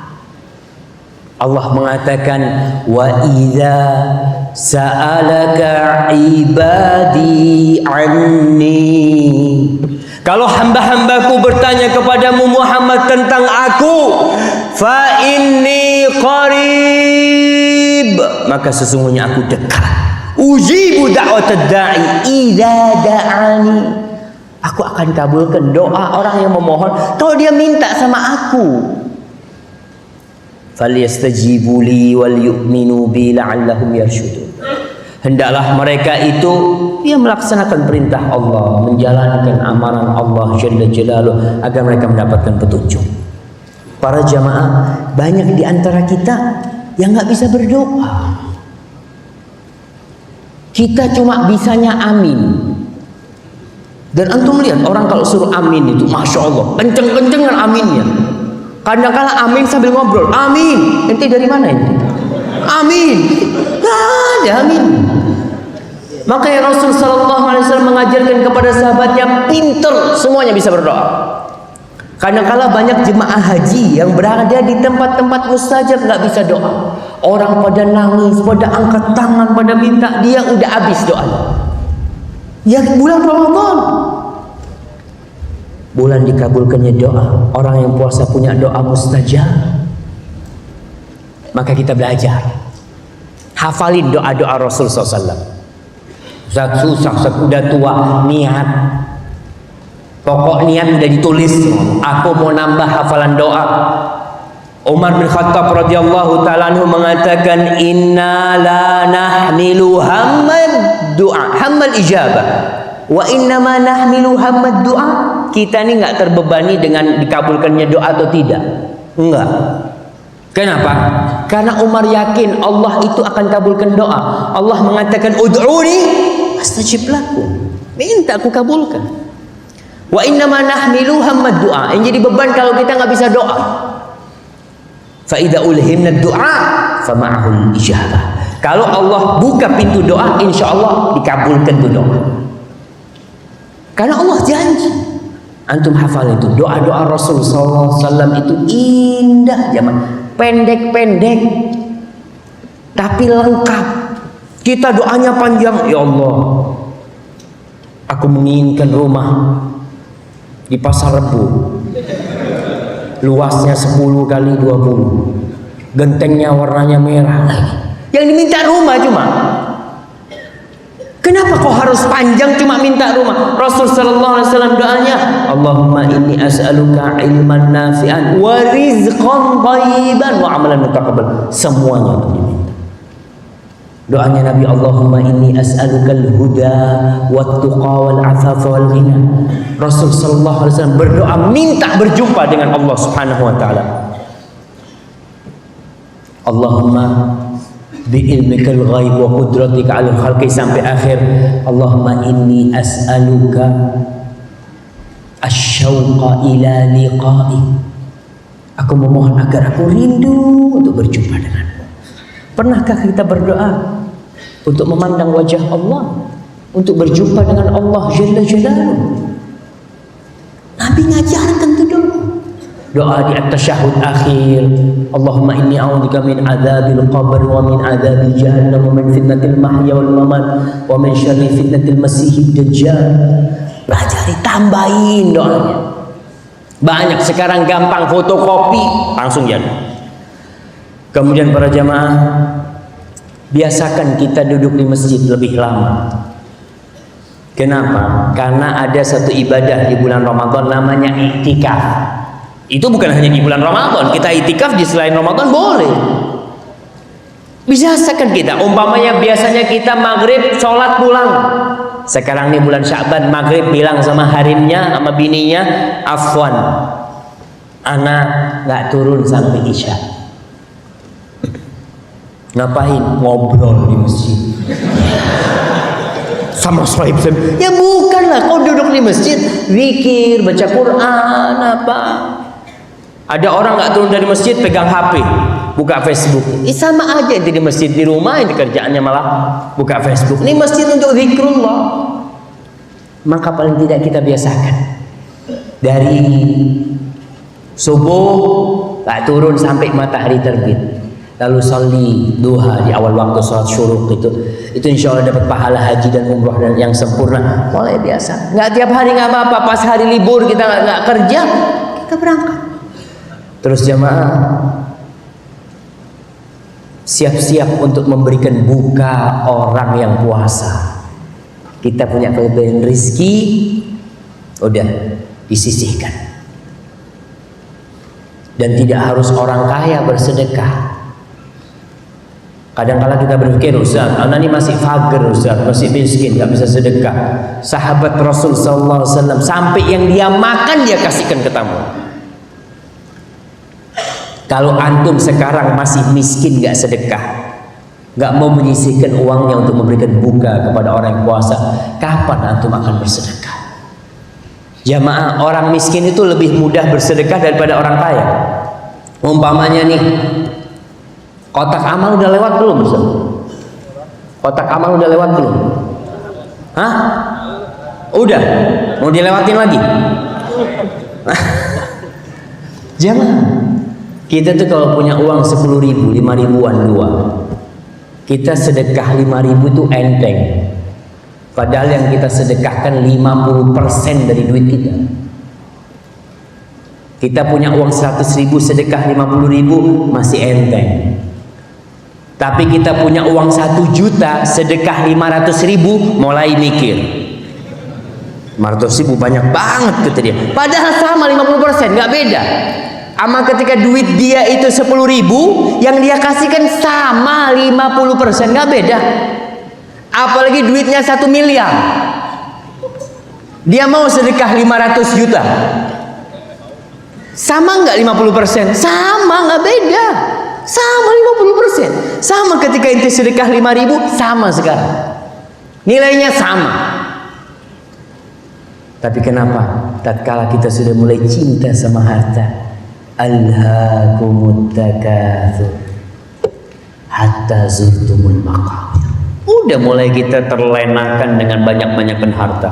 Maka mulai jamaah kita lakukan itu. Sedekah sekarang, mau sedekah boleh, dibiasakan diri kita sedekah. Kemudian untuk memberi buka orang yang puasa. Kemudian yang mau umroh, ingat umroh nih. Sekarang nih persiapan buat umrah Ramadan itu pahalanya sama dengan haji. Sekarang persiapannya bulan Sya'ban. Kemudian kurangin tidurnya. Karena ada orang puasa, karena dia nggak pernah latihan puasa pas awal Ramadan. Apa yang dia lakukan? Habis subuh tidur, bangunin sama uminya, Fulan, ayo bangun. Umi, kita orang puasa. Emangnya cuma ente yang puasa? Semuanya puasa. Cuma karena dia nggak persiapan, biasa tidur habis subuh, hanya tidur kerjanya. Kapan bangun? Duhur. Alhamdulillah, alladzi ahyana ba'da ma amatana wa ilaihi nusyur. Sholli zuhur. Allahu akbar. Pulang sholli zuhur, tidur. Kurangin tidur. Antum tahu Ashabul Kahfi tidur 309 tahun. Ketika bangun ditanya, berapa lama ente tidur? Kalau 1 hari atau setengah hari. Mati orang tidur itu jamaah. Kurangin tidurnya. Kemudian kurangin begadang.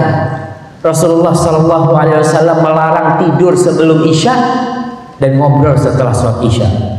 Nih kayak gini nih, nggak boleh gitu sebelum Isya.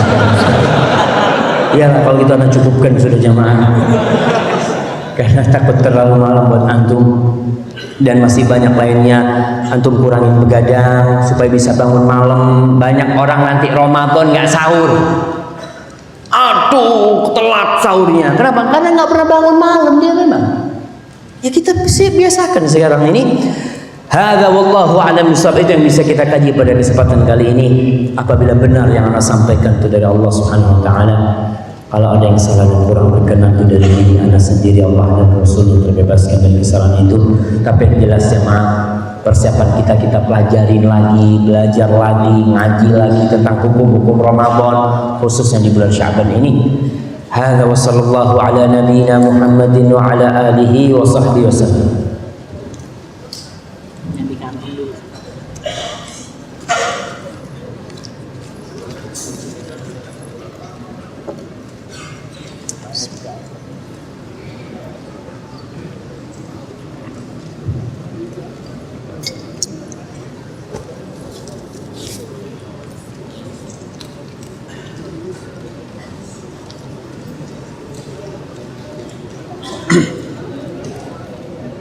Nah, ini ada pertanyaannya ngawur-ngawur. Bagaimana dengan wanita yang ingin menikah dengan pilihannya, tapi terganjal izin orang tuanya? Apakah nikah lari bisa jadi solusinya?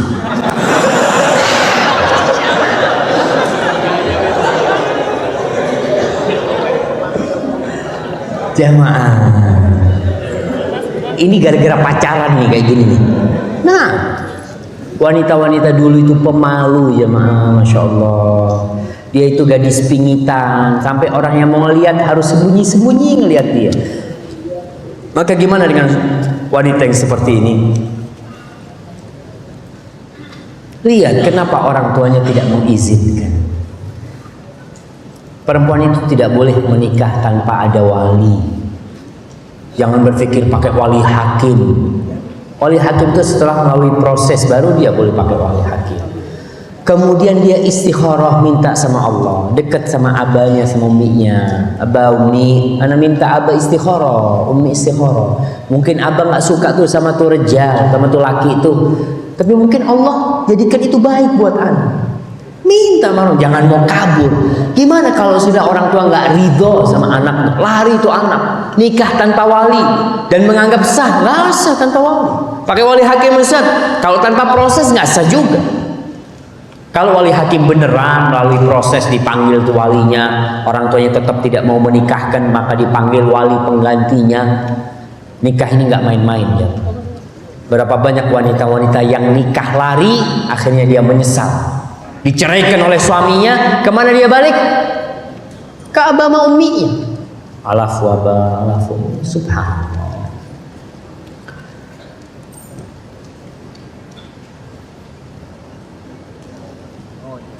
Ustaz, apa nasihat untuk wanita yang sudah menikah atau belum tetapi masih suka berdandan, bermake up, parfum dan belum berkerudung secara syar'i? Belajar, suruh ngaji dia, suruh sering datang ke kajian. Nah, Ustaz, sebagai istri yang terkadang merasa kesal dan jengkel terhadap suami, adakah cara istri menyampaikan kekesalan dan kemarahannya tanpa berdosa? Terkadang merasa kesal dan jengkel terhadap suami. Kenapa dia jengkel? Ya tatkala kita menikah, awal nikah nih, kita berpikir ya, yang perempuan berpikir lakinya ini sempurna, udah Masya Allah. Dia ngelihat dari jauh sampai, ya Allah, ganteng banget ya. Dapat sebulan 2 bulan, ternyata kayak gini. Seperti dibayangin. Sama lakinya kayak gitu juga. Dia berpikir istrinya nih Masya Allah, wanita yang paling sempurna lah yang berada di Purwakarta. Setelah zuat dapat 3 bulan, Masya Allah, nggak dalam bayangan ente kayak gini. Kalau tahu kayak gini nggak mau sama ente. Itu biasa pernikahan itu. Makanya ketika menikah, usahakan menjalin hubungan pernikahan itu karena Allah. Rasul sallallahu alaihi wasallam mengatakan, fadfar bidzatid din taribat yadak. Kalau kau ingin senang hidupmu, cari yang agamanya baik, selamatkan. Begitu pula yang perempuan mencari lelaki yang akhlak dan agamanya baik. Jangan lihat sama wajahnya, sama duitnya. Jangan. Dari situ, seorang wanita yang jengkel kepada suaminya, dia lihat apa penyebab kejengkelan. Apabila memang boleh suaminya nggak sholat, dia jengkel, boleh dia jengkel. Dia harus marah, karena ini urusan sama Allah Subhanahu Wa Taala. Maka dia suami ini, ibu-ibu dengerin nih. Bapak-bapak, antum jadi saksi. Lelaki itu seneng enggak dikasih tahu sama bininya? Seneng antum dinasihatin. Umpamanya pulang dari tempat kerja, si bini nunggu depan pintu. Bang, sini bang, duduk sini. Inti siapa? Inti kan? Duduk sini. Allah Ta'ala fil Qur'anil Karim. Masya Allah. Kita nggak mau tuh memang. Lelaki itu nggak suka digurui. Karena lelaki merasa ana ini imam walaupun nggak bisa ngaji. Tetap dia mau jadi imam. Betul. Maka cara ngasih tahu nih pemimpin beda caranya. Kalau mau ngomong sama suami itu jangan ngomong ana mau ngasih tahu, enggak. Bang, ana mau tanya nih bang, hukumnya gini gimana? Betul, nanti kalau mau tanya hukum sama Ani sini. Dia tanya, bang, hukumnya orang yang telat sholat subuh itu apa? Haram, itu nggak boleh. Padahal dia yang telat sholat subuh. Tapi kalau kita ngomong, bang, abang itu telat sholat subuh, marah tuh lelaki. Maka bahasanya harus bahasa yang santun sama suami itu.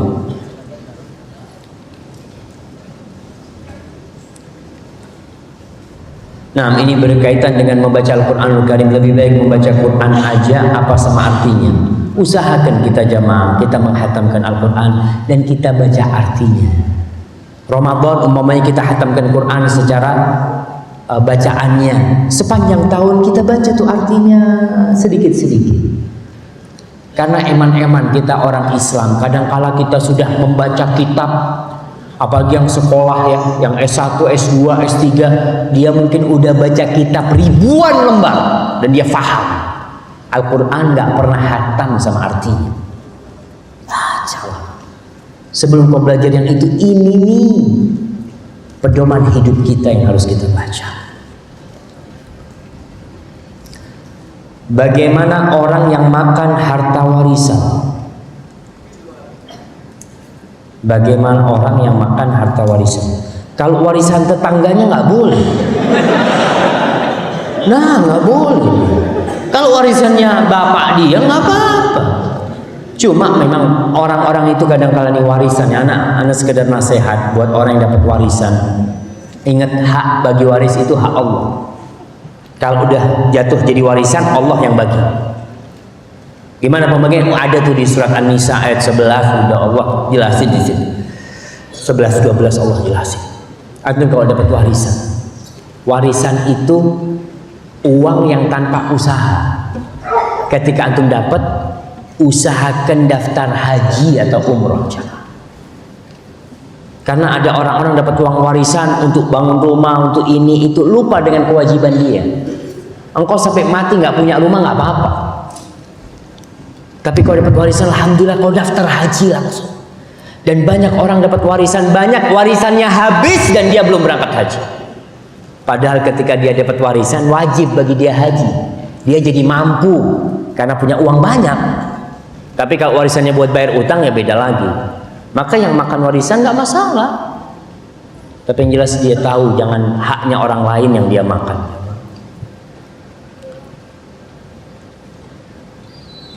Ustadz, bagaimana melunasi hutang puasa istri di bulan Ramadan tahun lalu?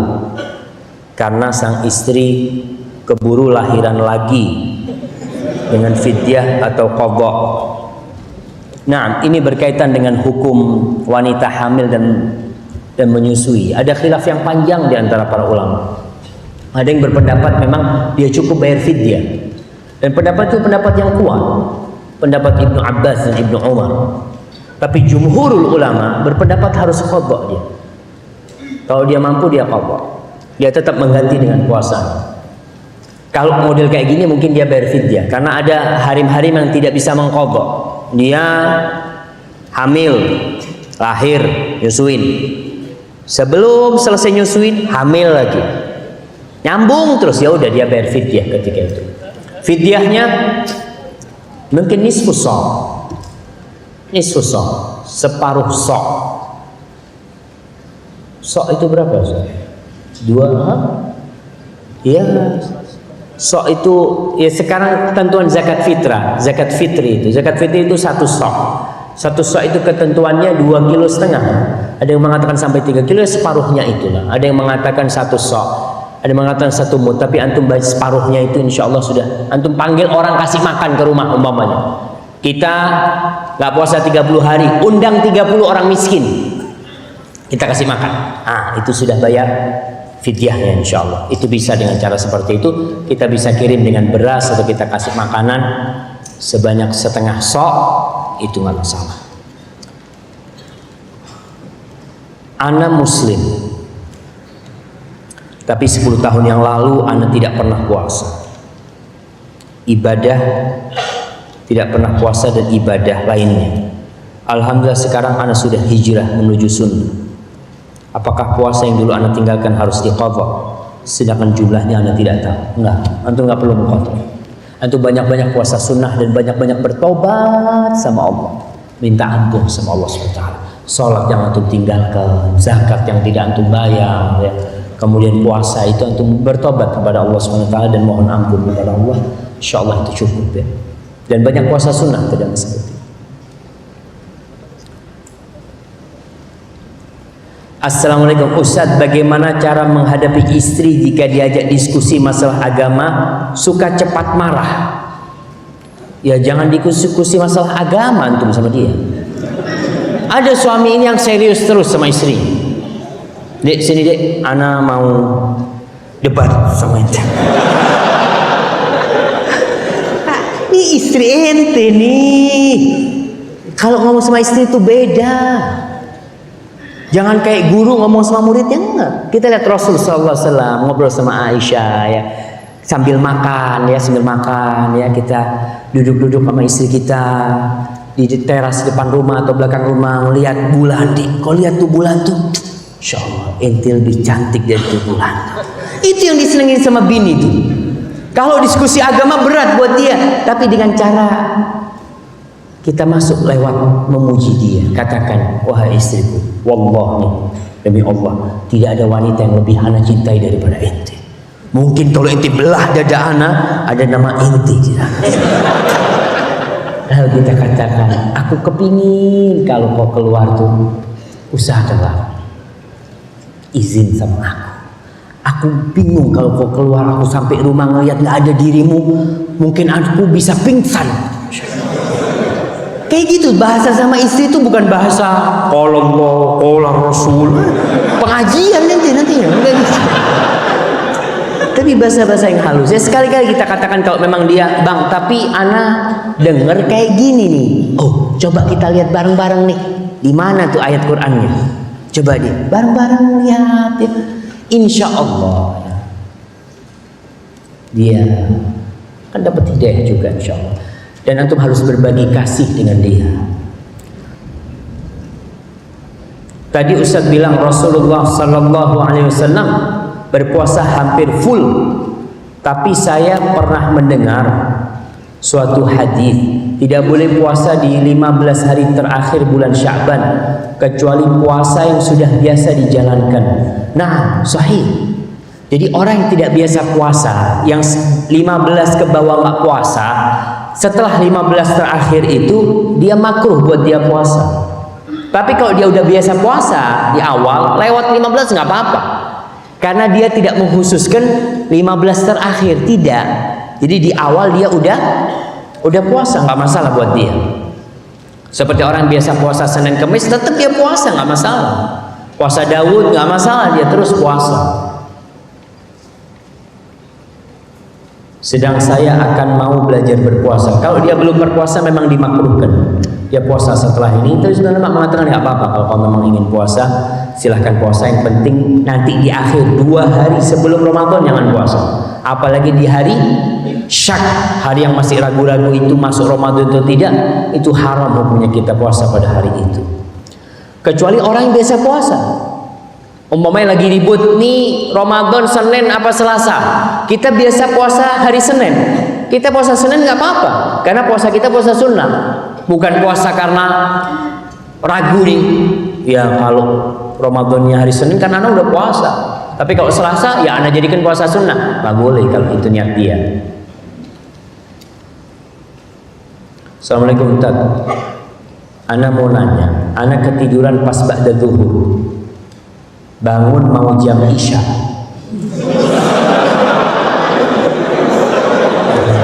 Ya namanya ketiduran jemaah. Nggak apa-apa. Orang kalau ketiduran itu nggak dosa jemaah. Anak lewat 2 waktu sholat. Nah, itu bagaimana caranya? Apa bisa dibayar atau gimana? Nah, yang bisa dibayar sholat itu dalam 2 kondisi. Lupa dan ketiduran. Lupa, bener-bener lupa. Dia biasanya orang yang sholat ke masjid lalu dia nggak ke masjid karena dia mungkin safar atau gimana, ada urusan dia nggak bisa ke masjid, dia berpikir sudah sholat sampai dia zuhur asar dia sholat ke masjid, ternyata anak belum sholat zuhur, nggak dosa dia kalau memang dia lupa atau ketiduran. Dia bayar tuh pas bangun, kata Rasulullah SAW, fal yusalliha idza dzakaraha. hendaklah dia melaksanakan sholat, mengqadha sholatnya itu ketika ingat. Cuma itu kafarahnya dia. Jadi pas dia ingat waktu isya, ya dia sholat, udah urut tuh sholatnya. Tetap ingat sholat itu urut. Maksudnya urut gimana? Kalau antum ketinggalan sholat asar sama maghrib sama isya, sama maghrib nih pas di waktu isya, antum selesai sholat isya baru ingat, umpamanya baru bangun, maka antum mulai dari sholli asar, maghrib, baru isya. Allah mengatakan inna sholata kanat 'alal mu'minina kitaban mawquta. Ustaz, ana mau tanya, kalau BMT sudah termasuk ekonomi syariah belum?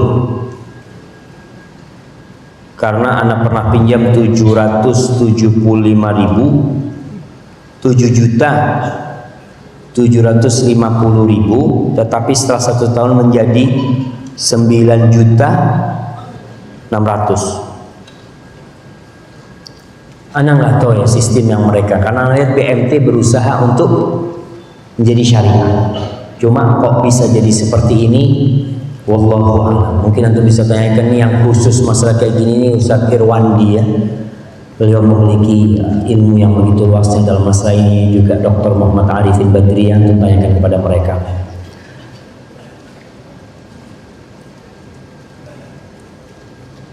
Assalamualaikum Ustaz. Anak Abu Nisa. Abu Nisa ini bapaknya Nisa. Ana sangat senang akhirnya Ustaz bisa datang ke Purwakarta. Ana udah 2 kali datang ke Purwakarta. Alhamdulillah Ustaz, ana pun dahulu seperti itu sebelum berhijrah. Setelah berhijrah ternyata cobaan semakin kencang. Bahkan ana mendapat pertentangan dari keluarga ana sendiri. Mohon nasihatnya Ustaz agar ana istiqomah. Syukran, jazakallah khair. Para jamaah, orang yang mau ngambil madu itu dia harus siap disengat oleh lebah, harus siap.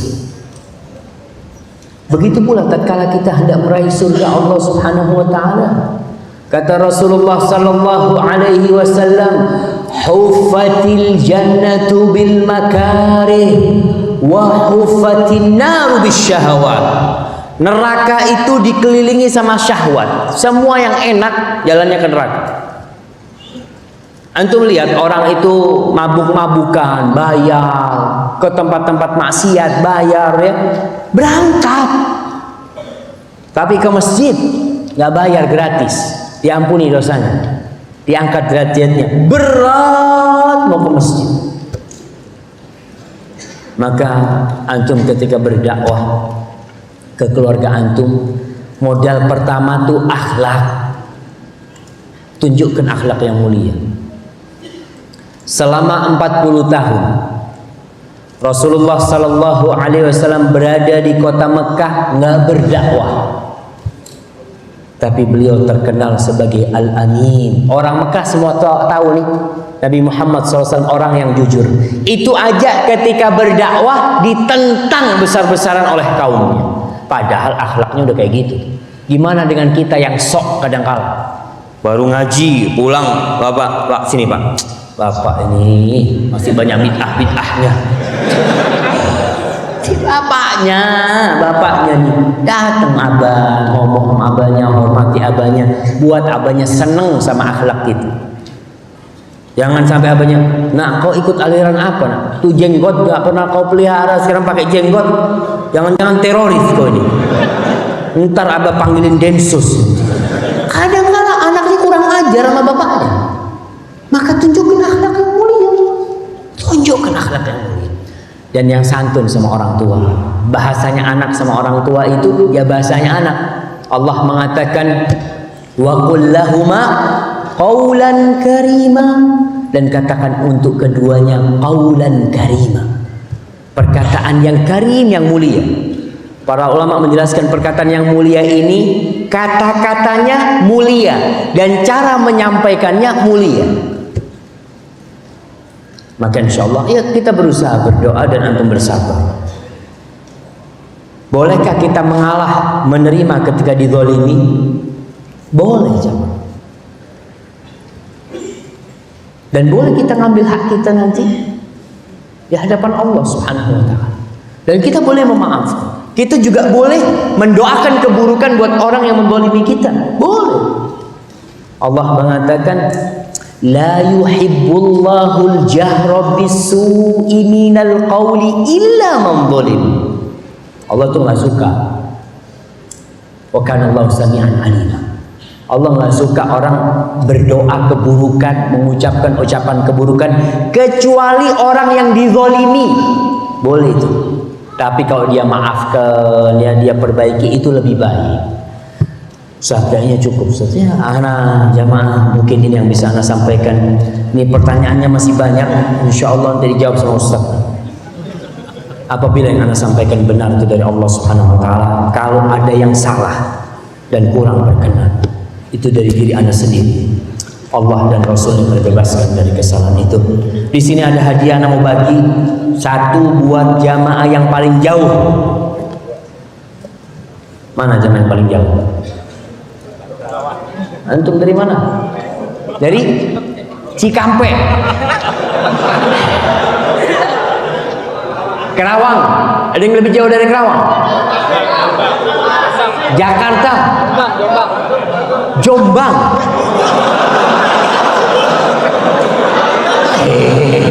Jombang udah ada di sini, Mang. Nggak, yang datang buat kajian nih. Jakarta yang lebih jauh dari Jakarta?